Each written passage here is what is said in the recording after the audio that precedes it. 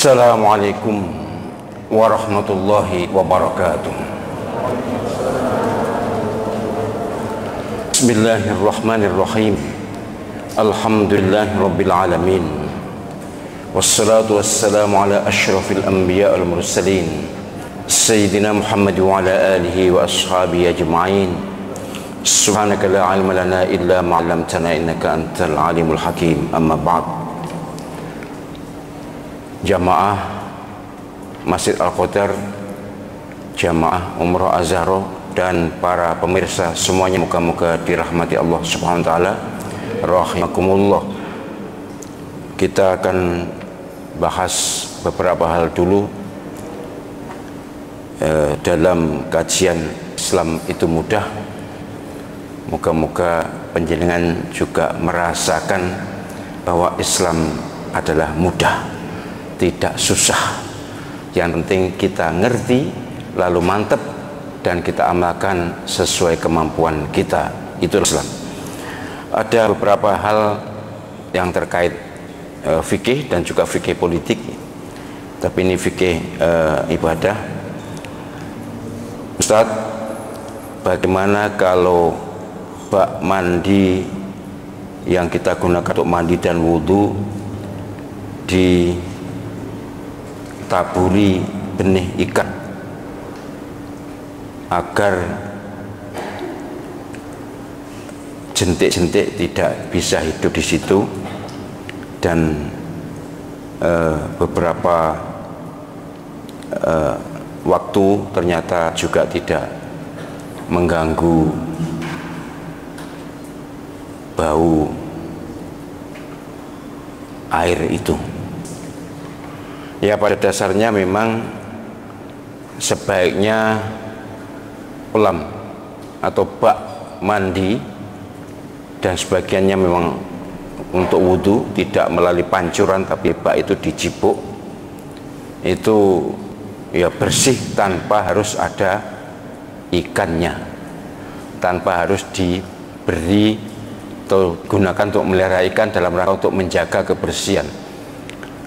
Saya bukan ahli perikanan, tetapi dugaan saya ikan itu juga buang kotoran. Iya, kira-kira kan gitu ya. Masuk ikan gak buang kotoran, buang kotoran, makan. Satu, berarti ada kotoran, walaupun kotoran itu mungkin tidak mengubah sifat air, yaitu bau, rasa, warna, mungkin tidak. Tetapi yang kedua, apa cukup ikan makan kemungkinan adanya jentik tidak dikasih makan? Apa bisa ikan itu hidup secara normal, tidak tersiksa, tidak kelaparan tanpa kita beri makan? Itu juga pertanyaan yang kedua. Masalah yang kedua, saya berulang kali sampaikan, jangan sampai kita ini menjadi hamba Allah yang menyusahkan hamba yang lain.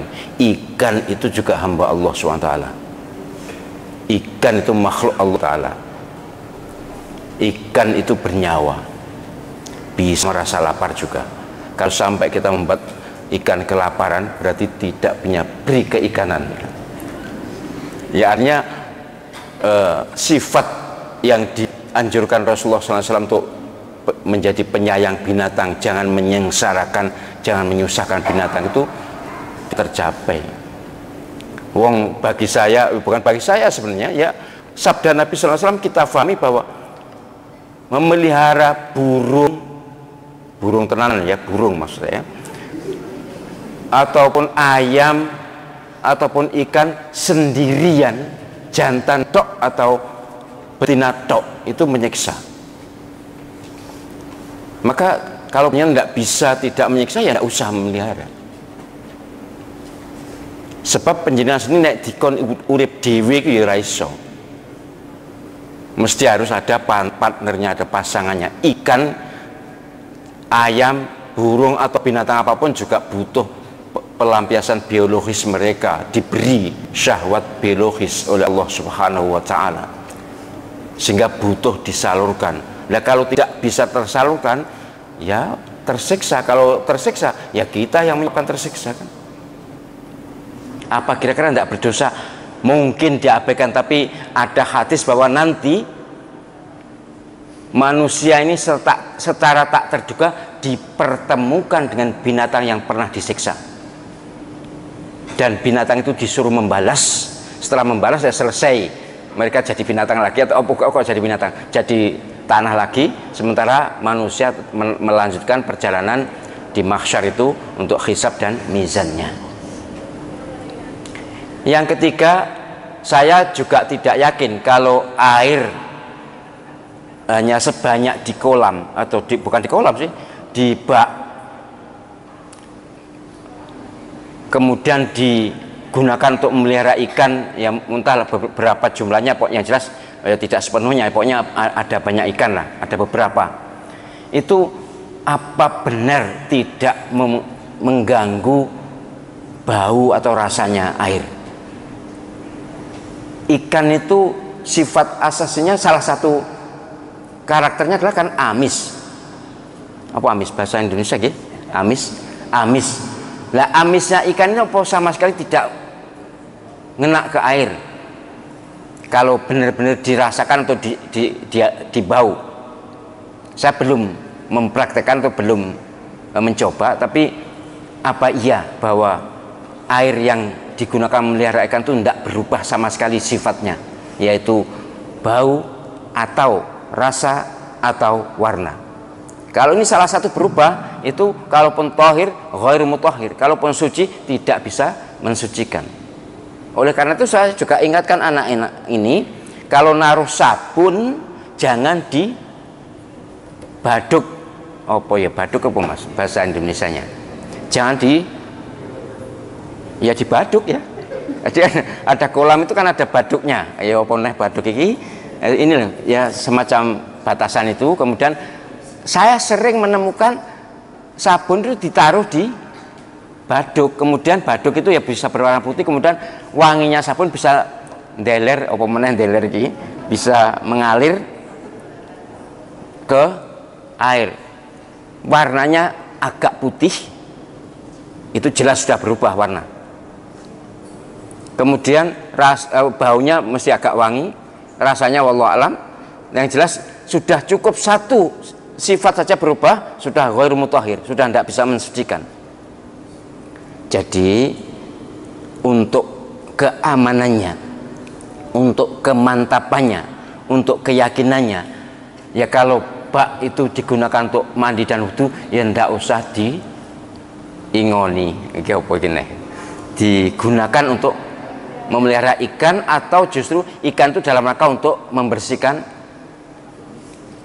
kolam apa bak itu berarti pemiliknya jelas pemalas itu. Iya teman bak didik mesok sing ngresiki kon iwak sing kon ngresiki wonge yang ndi ya, mohon maaf ya.